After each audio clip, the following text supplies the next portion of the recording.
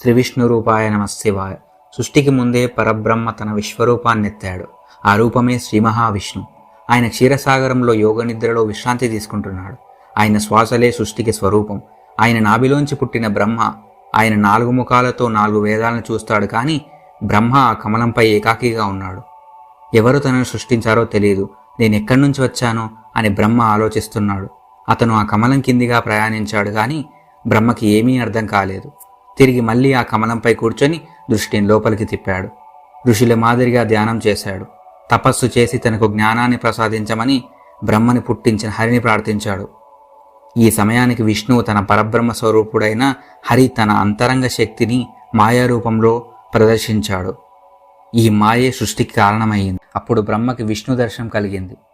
తన తండ్రి విష్ణువే అని తెలుసుకున్నాడు. అప్పుడు విష్ణువు ఇలా పలికాడు, బ్రహ్మ, నీవే సృష్టికర్త. నేను నీ తత్వాన్ని తెలిసేలా చేశాను. ఇప్పుడు నీ మాయాశక్తితో ఈ లోకాన్ని సృష్టించు. బ్రహ్మ వెంటనే ఆజ్ఞని అంగీకరించాడు. సృష్టిని ప్రారంభించాడు. మనుషులు, దేవతలు, అసురులు, ప్రాణులు, వేదాలు, శాస్త్రాలు అన్నిటినీ